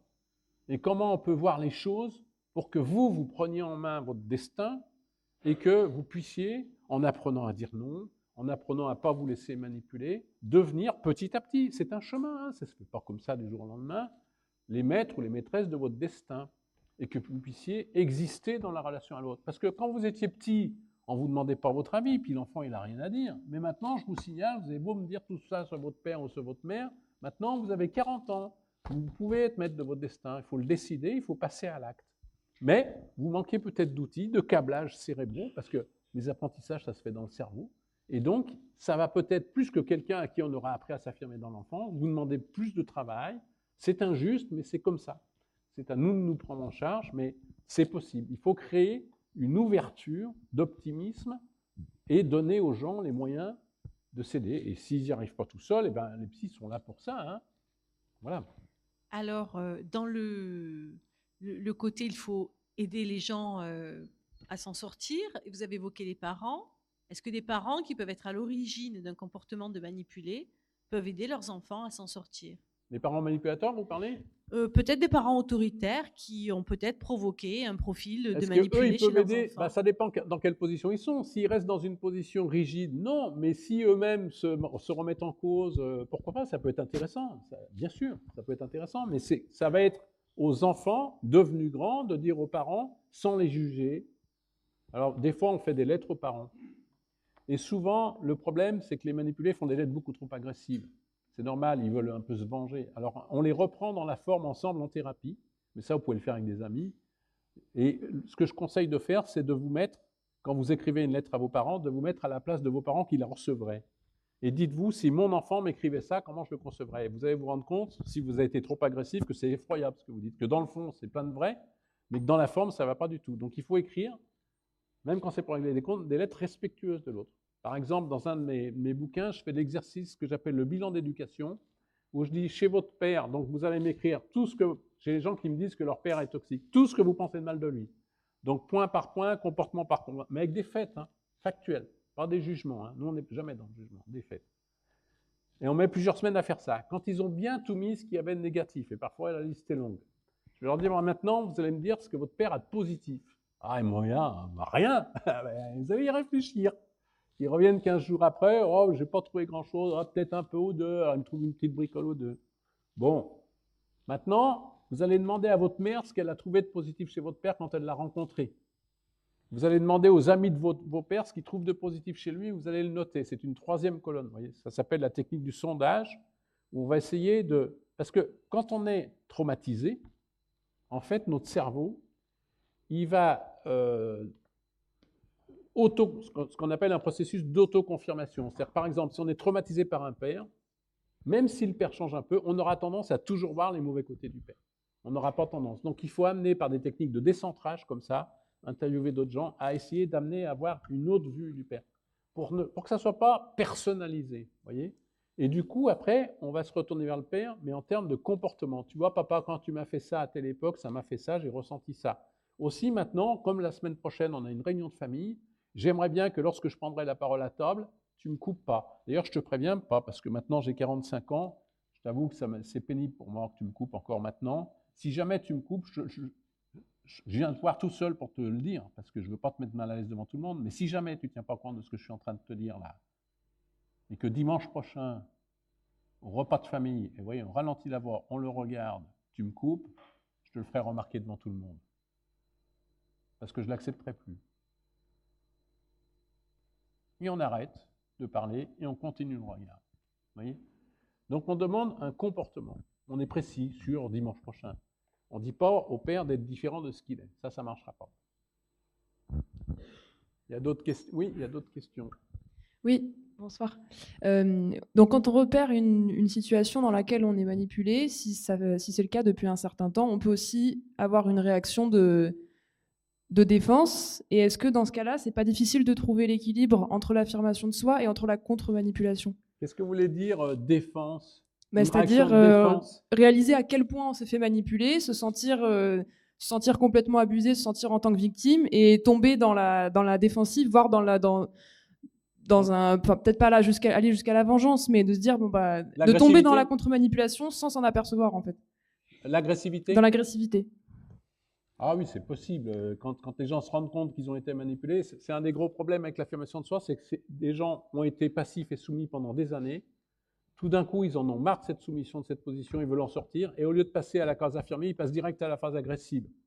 Alors moi, je leur dis, c'est bien, je préfère que vous soyez agressif que passif comme vous êtes depuis si longtemps, parce que c'est un changement, vous exprimez enfin ce que vous allez à dire, mais n'oubliez pas que dans l'agressivité, vous ne tenez pas compte de l'autre, et au fond, vous êtes en train de lui faire ce que vous lui reprochez. C'est ce que vous avez l'air de sous-entendre dans votre question, c'est-à-dire qu'effectivement, vous devenez violent avec le violent. Donc, dans ce cas-là, mais ce qu'on va faire, moi je leur dis, on va le faire en petit jeu de rôle. Alors vous pouvez le faire chez vous avec votre conjoint, une amie qui vous aime bien, vous agressez l'ami en jeu de rôle, en exercice ou le conjoint pour rigoler. Parce que quand vous serez face à la personne, vous n'allez pas retenir votre agressivité. Et après, vous allez faire un autre jeu de rôle où vous allez essayer de respecter l'autre. C'est-à-dire faire de l'affirmation de soi. Ça veut dire ce que j'ai à dire. Écoute, moi je vais même te dire un truc. Je suis très gêné là par rapport à toi parce que je me sens agressé depuis 15 ans. Et d'ailleurs, tu vois, je t'en parle avec émotion, passion, peut-être même agressivité, et j'aurais tendance à vouloir être agressive avec toi, tellement j'ai envie de me venger. On peut dire ça comme ça. Ça, c'est pas si agressif que ça, parce qu'on est en train d'en parler. Alors, je vais me retenir. D'ailleurs, si je sens que je ne me contrôle pas, on va se séparer un moment, là. Mais c'est important pour moi de te dire ça. Pardon, il y a encore 1, 2, 3 questions. Et vous êtes en train de m'expliquer que j'ai plus beaucoup de temps. Oui. Voyez ouais. Les demandes, les sous-entendus, voilà. Dites-moi, docteur Fanget, il vous reste 5 minutes. Alors débrouillez-vous à faire des réponses plus courtes, s'il vous plaît. On va dire 10 minutes. Il y a au moins 3 questions dans la salle et il y a une question qui a été posée sur le chat et à laquelle on aimerait bien que vous répondiez. Alors on aussi. y va. Mais j'ai de la peine à faire des réponses courtes, je vous préviens. Merci beaucoup, docteur, pour votre intervention passionnante. Vous avez répondu en partie à ma question. Je me demandais si le dénominateur commun pour les manipulés, que nous sommes tous à un moment ou à un autre, ce n'est pas la peur réelle ou fantasmée de dire les choses à une amie qui nous prend trop de temps au téléphone, à des grands-parents qui effectivement acceptent à longueur de temps de garder les petits-enfants. Voilà. La porte perd quelque chose. Est-ce que la vertu du courage n'est pas finalement quelque chose à travailler chez les manipulés? Voilà, c'est ma question. Oui, bien et sûr. Votre expérience, voilà, la peur. Si on n'a pas peur, qu'est-ce qu'on est capable de faire? Oui, mais l'affirmation de soi, c'est les femmes iraniennes qui manifestent, c'est l'étudiant devant le char Tiananmen, il y a quelque chose à perdre. Il faut mourir au champ économique du refus. Je ne rigole pas. Moi, quand j'ai commencé à dire non, parce que mon cabinet était plein, je me suis fait insulter sur Internet, avec des avis Google catastrophiques, parce que je refusais les gens, que je n'avais pas de conscience, que je n'avais pas d'éthique. Oui, mais à un moment donné, on ne peut plus prendre les gens, c'est comme ça, c'est plein. C'est très compliqué de dire non. et il y a quelque chose à payer. Dire non, de ne pas garder des petits-enfants, c'est très compliqué, et il y a un risque. L'apport, c'est le risque de rupture relationnelle. Donc, l'affirmation de soi est à votre service pour vous apprendre à dire les choses à vos enfants par rapport à la garde de vos petits-enfants, en restant très factuel, très sincère, sans du tout remettre en cause les enfants et les petits-enfants, pour, vous voyez, dire les choses. Mais alors, écoutez, je dois vous dire, je vais sûrement vous paraître une mauvaise grand-mère, mais c'est vrai que ça m'est lourd, là, de les garder si souvent. J'aimerais bien qu'on puisse revoir ensemble dans quelle mesure je puisse tenir compte de vos besoins, parce que je sais bien que vous avez des besoins, mais que vous puissiez aussi tenir compte des nôtres. Parce que ça, c'est un thème très, très courant. Les jeunes parents sont souvent très, très, très débordés, ils travaillent tous les deux, enfin bref. Et il faut dire que les grands-parents, c'est quand même une garde gratuite, quoi. C'est pas mal, c'est une garde gratuite. Sauf que le problème, c'est que les grands-parents, maintenant, ils sont de plus en plus en forme, ils vivent vieux, en pleine santé, qu'ils ont envie de faire des trucs, et que ça les fait chier de garder leurs petits-enfants trop souvent. Mais personne n'ose dire ça, personne n'ose dire « moi, ça me fait chier de garder tes enfants ». Et si vous le dites comme ça, c'est agressif. Donc là, il y a un vrai risque. Donc, vous n'allez pas le dire comme ça, parce que ça serait agressif. Pourtant, ça correspond à vos désirs. Dans l'agressivité, on exprime nos vrais désirs, hein. Simplement, on les exprime mal. Donc, écoute, ma fille, je vais te dire les choses autrement. Je suis très gêné de te le dire d'abord, parce que j'ai très peur que tu le prennes mal. C'est-à-dire, votre peur, vous allez la dire, vous allez la nommer. J'ai très, très peur. Mais c'est vrai que j'ai un plaisir fou à garder les petits-enfants, mais j'aimerais aussi pouvoir faire d'autres choses dans ma vie et qu'on revoie la question du mode de garde. Enfin, je ne peux pas le faire en 2 minutes, mais en plus, on m'a demandé de répondre vite, donc ce que je ne sais pas faire, mais je vais faire l'apprentissage ce soir, faire des réponses courtes. Bonsoir.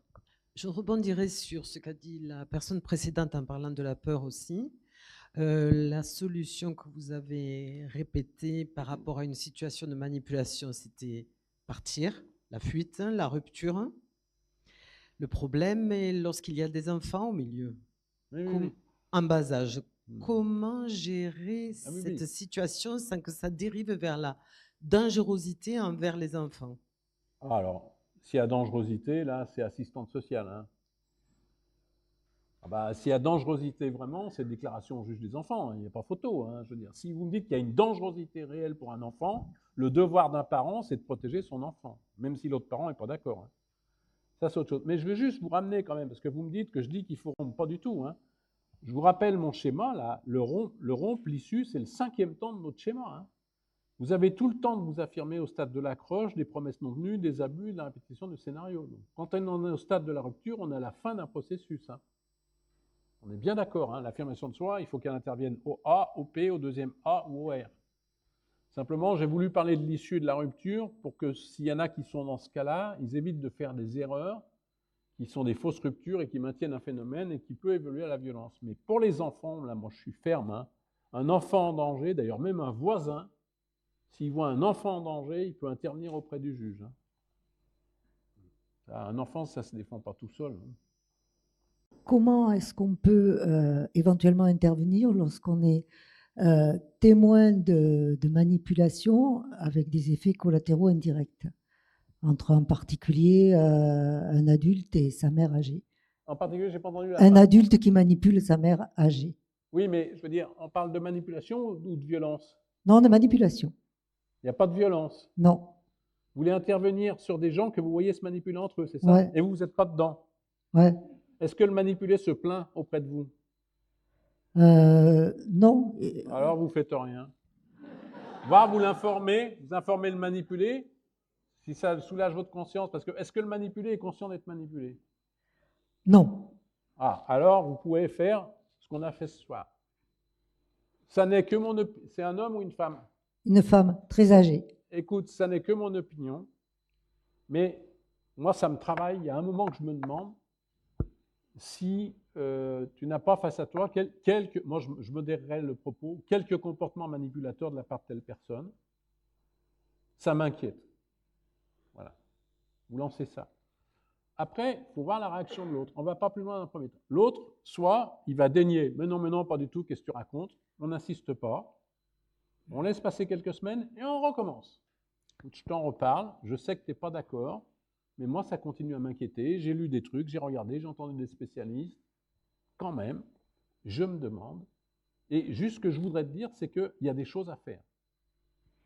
Je pense que c'est difficile. C'est pas une fatalité. C'est-à-dire qu'on informe, mais on ne va surtout pas surtout pas parler du manipulateur et dire du mal du manipulateur. Rentrez pas là-dedans. Surtout pas. Vous dites simplement, vous parlez à la personne manipulée en lui disant que c'est un phénomène qui maintenant est de plus en plus connu et qu'il y a des choses à faire. Et là, pareil, on jette une deuxième pierre et on attend le retour de la demande.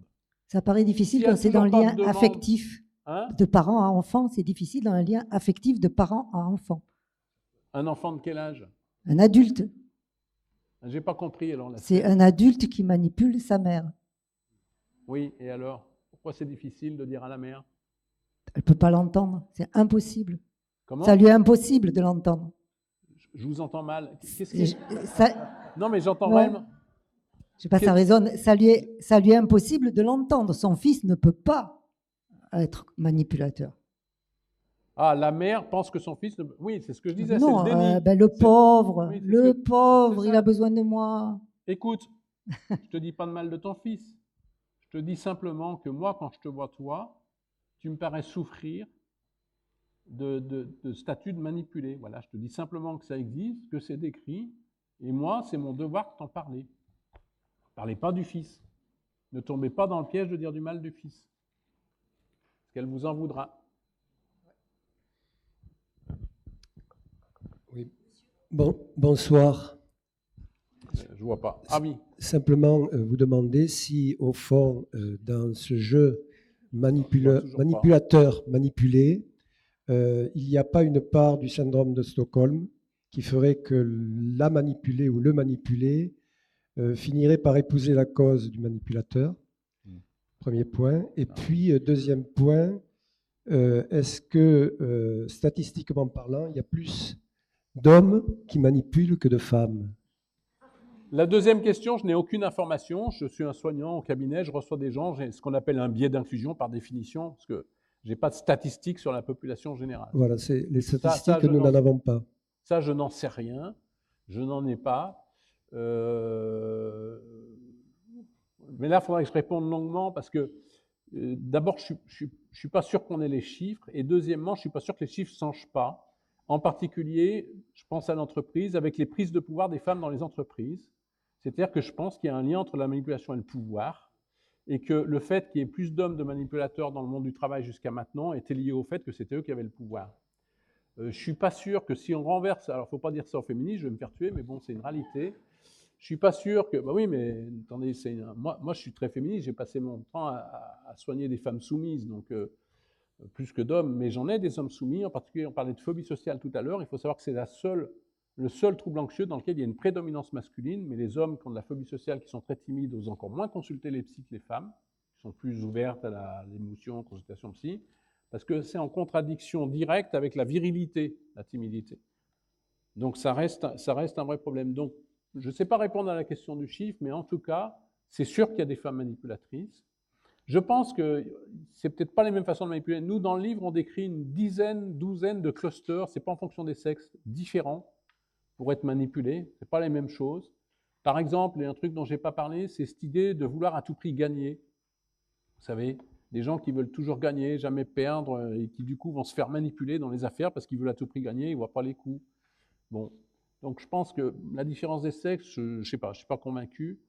Le syndrome de Stockholm, il faut dire ce que c'est pour les gens qui ne connaissent pas, peut-être. Dites ce que c'est, parce qu'il y a des gens qui ne savent pas ce que c'est, je pense. Très schématiquement, c'est suite à une prise d'otage dans un avion à Stockholm où les passagers ont pris fait et cause pour les agresseurs au bout de quelques semaines d'incarcération, entre guillemets. Et oui, alors ça, c'est passionnant comme débat, parce que ça montre que le monde, il n'est pas blanc et noir, il n'y a pas les gentils et les méchants, et que même des gens qui détournent un avion et qui sont présentés comme des terroristes absolus, eh ben, ils peuvent avoir dans leur position, une partie de leur position qui est positive, constructive et entendable en termes de valeur. Donc c'est là qu'on dit, nous, on ne parle pas tellement de pervers narcissiques à cause de ça, parce que parler de pervers narcissique, c'est fixer une personne dans son ensemble, c'est un diagnostic de personnalité. Nous, on pense que toute personne peut avoir des côtés manipulateurs, et à côté de ces côtés manipulateurs, des très bons côtés. Et c'est ce qui fait tout le problème, d'ailleurs, dans les relations manipulatrices. C'est aussi pour ça qu'elles durent. J'ai dit que c'est parce qu'on ne savait pas les dépister et pas y faire face, mais c'est aussi parce qu'elles apportent quelque chose aux manipulés. C'est pour ça qu'on comprend mieux ces renversements. Après, syndrome de Stockholm dans les détournements d'avion, c'est des extrêmes quand même, parce qu'on dit qu'ils manipulent, mais on pourrait dire aussi qu'ils ont que ça comme pouvoir pour se faire entendre. C'est entendable, après tout. Voilà. Donc, l'humain, c'est à multiples facettes, quoi. Allez-y, monsieur. J'avais une question. Ah, il y a la dame avant. Excusez-moi, monsieur, la dame est avant vous. Merci. C'est un peu une question de conclusion. Donc, si on devait conclure, est-ce que, du coup, si on a appris à s'affirmer et qu'on est confiant en soi, est-ce qu'on ne sera jamais manipulé? Ouais. Ok. Je vais vous dire, ça m'arrive encore de me faire manipuler, mais ça devient très, très dur de me manipuler. Enfin, il y a 30 ans que je fais ça, mais ça devient très, très dur. Parce que je le repère tellement vite. Si j'avais le temps, je vous raconterais la dernière histoire de manipulation qui vient de m'arriver, mais c'est extraordinaire, mais je lâche rien. Ah, c'est une livraison par Internet qui a été faite à moitié. Le mec me maintient qu'il l'a livré, quoi. Et il n'a aucune preuve, mais je peux vous dire que j'ai fait 3 mails et il va livrer. Parce que non, il ne faut pas déconner, quoi. En plus, il touche une de mes valeurs, parce que moi, mes parents et mes grands-parents étaient commerçants avec un grand respect du client. Et lui, la première chose qu'il a fait, c'est remettre en cause votre bonne foi. Ma bonne foi. Cherchez le mot, parce que je ne dois pas être complètement de bonne foi. Bon, moi, je me pose la question de savoir si l'évolution des métiers des gens, c'est-à-dire qu'on passe d'un monde où les métiers sont de plus en plus des métiers du tertiaire. Oui. Bon, des comportementalistes comme vous aident des gens à se libérer de la manipulation. Mais des comportementalistes comme vous travaillent dans des séminaires de mercatique, dans les banques, travaillent dans des séminaires de partis politiques, bien sûr. J'ai assisté à tel séminaire. Et donc, on a une partie de la population grandissante qui est formée aux techniques de manipulation parce que c'est leur job. Et maintenant, ces gens-là, leur job, c'est de manipuler, c'est leur gagne-pain. C'est le système marchand qui les a formés à ça. Et donc, dans les comportements privés, je me demande comment ils peuvent séparer activité professionnelle, compétences professionnelles et relations privées. Alors, vous touchez un point qui m'a beaucoup touché, parce que c'est une des grandes raisons pour lesquelles on a écrit ce livre, c'est qu'effectivement, on voit fleurir les livres « Comment bien manipuler l'autre ». Alors, on s'est dit, il faut écrire un livre sur comment se défendre de la manipulation. Et alors, ils sont tellement bons, les manipulateurs, que vous-même, vous êtes tombés dans le piège en employant le mot comportementaliste comme moi, parce qu'ils n'ont rien à voir avec moi. Ils réutilisent le mot comportementaliste, mais ils ne sont pas soignants, ils n'ont jamais fait de diplôme de thérapie comportementale. C'est des gens qui se disent qu'ils font du comportemental, mais ils ne se font absolument pas du comportemental, ils font de la manipulation, ça n'a rien à voir. Et c'est les gourous des sectes, hein. Je veux dire, voilà. Donc, je veux dire, il y a une manipulation du langage. Il faut savoir qu'actuellement, il y a 95% de faux psys. C'est-à-dire des gens qui n'ont pas les diplômes. Si vous voulez, on s'est battu pendant 20 ans pour obtenir que le mot psychothérapeute soit protégé. Ça a fini par l'être il n'y a pas très longtemps. Et bien maintenant, il s'intitule thérapeute. Et ce mot-là n'est pas protégé. Et vous vous faites avoir.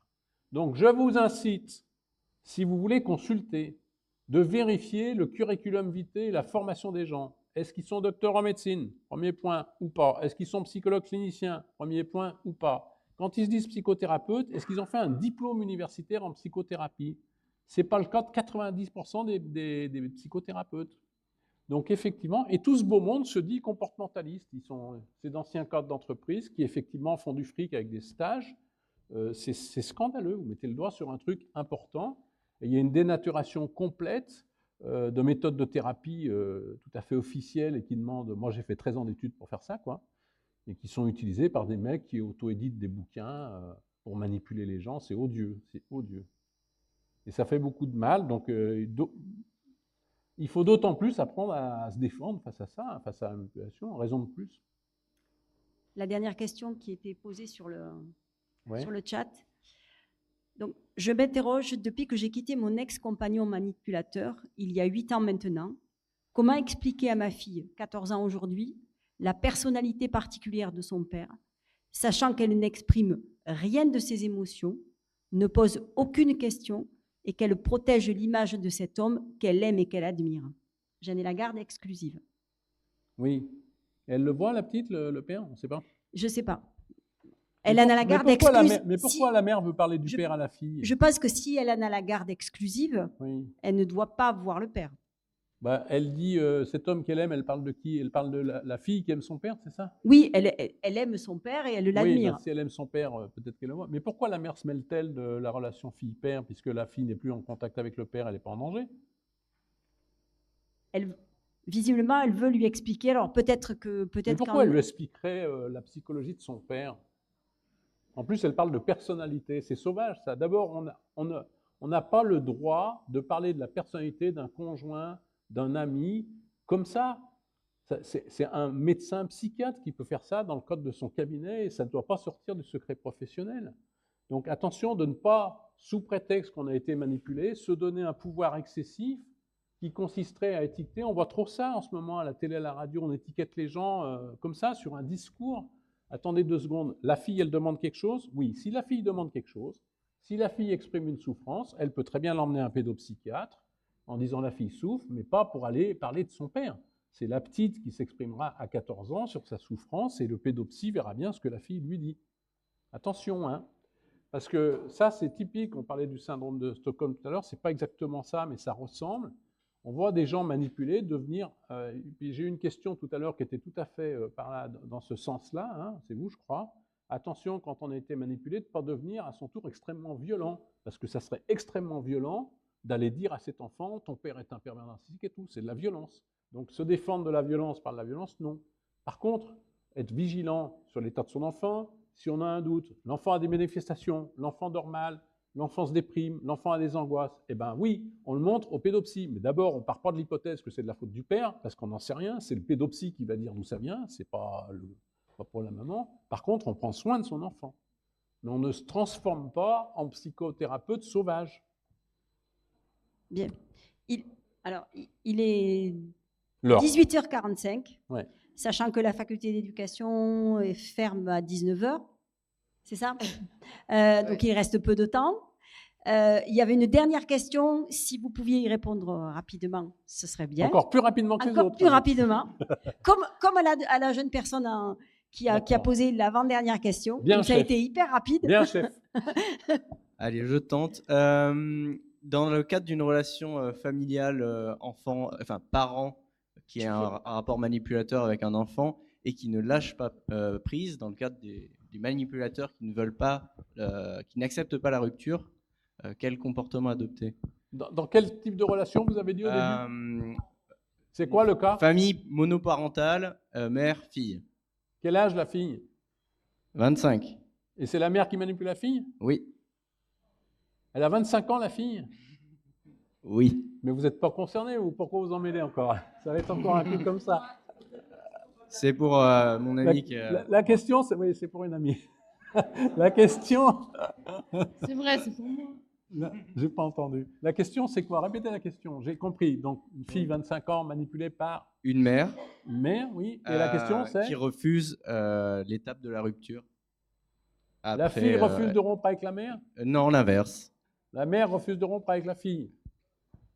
Et la fille est hésitante. Non. Alors, c'est rompu ou c'est pas rompu? En fait, elle ne laisse pas faire. Elle laisse pas faire, comment elle l'attache avec des chaînes Non, mais... ou... Je sais pas moi. J'ai dit non. Après, les ruptures, répondre à ça en fin de conférence, c'est un sujet tellement délicat. On passe tellement de temps en thérapie, essayer de voir si la rupture, il faut qu'elle soit entière, pas entière, à quel moment, comment, c'est très compliqué. En tout cas, la rupture, ça peut très bien se décider d'un seul côté. Mais, si par exemple une fille décide de rompre avec sa mère, elle aura l'entièreté de la décision, mais elle aura l'entièreté de la responsabilité des conséquences. Il faut l'assumer. Donc, si on ne veut pas avoir l'entièreté de la responsabilité des conséquences, ça veut dire qu'il faut négocier avec la mère. Et plutôt que de rompre, essayez, si vous avez bien écouté ce soir, de s'affirmer en disant « Maman, ça, c'est non. À partir de maintenant, quand tu te comportes comme ça avec moi, je le refuserai. En revanche, maman, j'ai bien réfléchi parce que j'ai écouté le docteur Fanget qui disait que chez les manipulateurs et les manipulatrices, il y avait aussi des bons côtés. J'ai vu ce bon côté chez toi. Et si tu me parles comme ça, ou si tu fais comme ça, je serais très content de te voir pour ça. Donc, autrement dit, la question n'est pas de voir ou de ne pas voir la mère. La question est de la voir lorsqu'elle se comporte de manière respectueuse envers moi et de ne pas la voir, voire de partir de chez elle, de rompre une relation téléphonique lorsqu'elle se comporte de manière respectueuse en disant au téléphone, maman, là, comme tu me parles, comme tu me critiques, je te l'ai déjà dit, je t'ai déjà prévenu, je raccroche. Et je te préviens, la prochaine fois que je te rappellerai, si tu commences par une critique, je raccrocherai tout de suite. Donc, je veux entendre d'autres choses plus positives sur moi. Et vous essayez ça 3 fois. Il faut toujours donner 3 chances aux gens quand vous faites une demande. Parce qu'elle ne va pas changer du jour au lendemain, la maman. Elle est âgée, son cerveau il est habitué à critiquer. Je prends l'exemple d'une mère critiqueuse, qui n'est pas rare. Son cerveau il est habitué. Ce n'est pas parce que vous voulez qu'elle change qu'elle va changer.